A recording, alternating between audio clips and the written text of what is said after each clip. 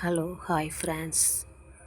அடுத்த நிலையை கூறுற ஃப்ரெண்ட்ஸ், அவன்கிட்ட சண்டை போட்டு நாங்கள் சொந்த ஊரான இங்கே வரும்போது, அவன் என் காலேஜ் லைஃப்பில் எந்த அத்தை வீட்டில் வந்து தங்கி படித்தானோ அந்த அத்தை வீட்டுக்கு வந்தோம். கல்யாணம் ஆகி கிட்டத்தட்ட ஒரு வாரம் இருந்திருப்போம். அந்த ஒரு வாரத்தில் பார்த்திங்கன்னா அவங்களோட அத்தை ஹஸ்பண்ட் வந்து நாங்கள் இவன் எங்களை விட்டுட்டு சென்னைக்கு போயிருந்தான்.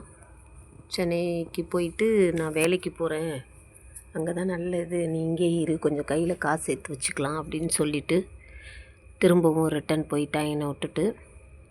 அப்போ நான் இங்கே போது பார்த்திங்கன்னா அவங்க அத்தை பையன் அத்தை ஹஸ்பண்ட் வந்து தவறான வார்த்தைகள், தவறான பார்வைகள், அப்போது இந்த மாதிரி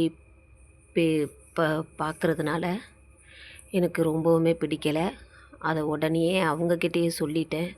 சொன்னோன்னே இது தங்க இடம் கொடுத்தா இங்கேயே குறை சொல்லுது அப்படின்னு சொல்லிவிட்டு வேண்டாம் அப்படின்னு ஃபோனில் கலந்து பேசி அவங்களோட அக்கா அவனுக்கு பெரிய அத்தை வீட்டில் கொண்டு போய் விட்டுட்டாங்க. நாங்கள் அதர் கேஸ்ட்டு இப்படி தான் நான் கலப்பு திருமணம் பண்ணிக்கிட்டேன். அப்படி இருக்கும்போது அவங்க பெரிய அத்தை வீட்டில் கொண்டு வந்து விட்டு அப்போ ஒரு வாரம் இருந்தேன். அப்போது அந்த பெரிய அத்தையோட பையனை பார்த்திங்கன்னா அதே ஹேபிட்ஸு. என்னால் அங்கேயும் நிம்மதியாக இருக்க முடியல. அப்போது இப்படியே நடந்துகிட்டே இருக்கும்போது அவங்ககிட்ட ஃபோன் பண்ணி சொல்லும்போது கையில் காசு சேர்த்து வச்சு இந்த ஊருக்கு வந்து நாங்கள் தனியாக எங்கேயாவது வீடு பிடிச்சி போயிடலாம் அப்படிங்கிற,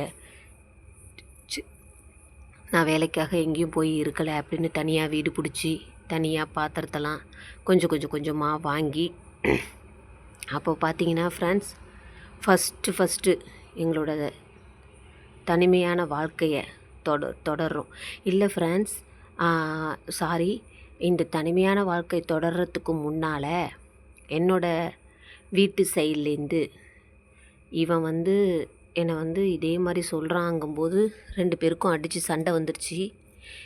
இவன் மறுபடியும் அவங்க அம்மா வீட்டுக்கு போயிடலாம், அவங்க அம்மா கூப்பிட்றாங்க, பேசுகிறாங்க, நீ இங்கே வந்து இரு, அடுத்தவங்க வீட்டில் ஏன் குடி இருக்க அப்படின்னு சொல்லி அவங்க அம்மா கூப்பிட்டாங்கன்ட்டு அங்கே வந்து தொடர்ச்சியாக நாங்கள் அங்கே வாழ்ந்துட்டுருந்தோம். அவங்க அம்மா வீட்டுக்கு வாழ்ந்துட்டுருந்தோம்.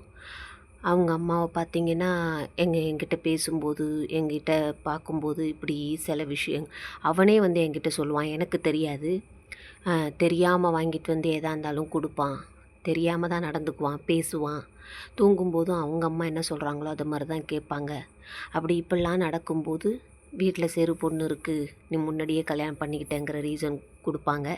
அப்போது அவன் வீட்டில் போய் கொஞ்சம் ஒரு 6 மாத காலம் குடும்பம் பண்ணோம். இவ்வளோ சர்ச்சைகளுக்கு முன்னாடி அப்புறம் அவன் வீட்டில் குடும்பம் பண்ணதுக்கு அப்புறம் அங்கே பெரிய சண்டை ஒன்று வந்துச்சு ஃப்ரெண்ட்ஸ்.